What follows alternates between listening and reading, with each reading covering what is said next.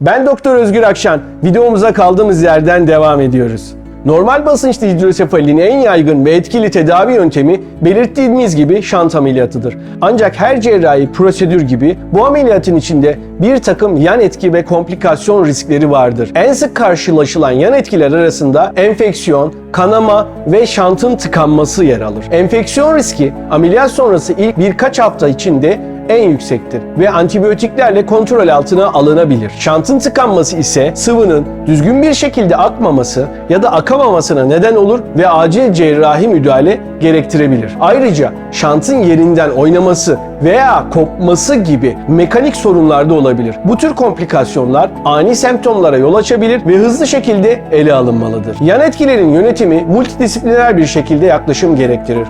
Hastaların düzenli olarak nöroloji veya beyin cerrahisi uzmanları tarafından sıklıkla değerlendirilmesi ve takip edilmesi olası komplikasyonların önlenmesi açısından önemlidir. Erken teşhis ve tedavisi için kritik öneme haizdir. Normal basınçlı hidrosefali hastaların günlük yaşantısını ciddi bir şekilde etkileyebilir. Yürüme güçlüğü, dengesizlik, hafıza kaybı gibi belirtiler iş hayatından sosyal ilişkilere kadar birçok alanda kısıtlamalara yol açabilir. Bu durum hastaların psikolojik durumunu etkileyebilir ya da olumsuz şekilde depresyon ve anksiyeteyi arttırabilir. Bu nedenle tedavi sürecinde sadece medikal destek değil, psikolojik destek ve rehabilitasyonda büyük önem taşır. Aile üyeleri, arkadaşlar, sosyal destek grupları bu süreçte hastalara moral kaynağı olabilir. Özellikle şant ameliyatı sonrası dönemde fiziksel terapi ve egzersizler hastaların yaşam kalitesini arttırmak için önerilir. Unutmayın ki erken tanı ve etkili tedavi normal basınçlı hidrosefaliyi yönetilebilir bir durum olarak kılar. Ancak bu süreçte multidisipliner bir yaklaşım ve destek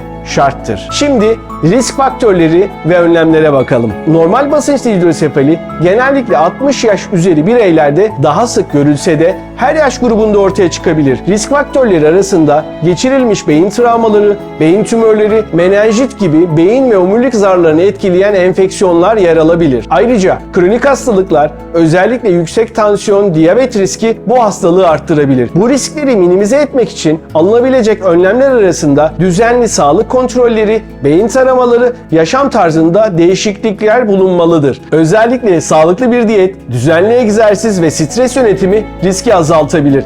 Eğer risk faktörleriniz varsa doktorunuzla düzenli olarak görüşmek, gerekli testleri yaptırmak önemlidir. Unutmayın, erken teşhis ve proaktif önlemler komplikasyon riskini azaltabilir ve yaşam kalitesini arttırabilir.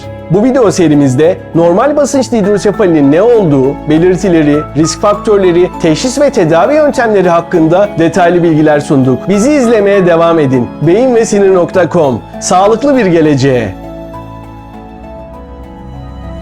0532 414 35 35 Beyinvesinir.com. Sağlıklı bir geleceğe.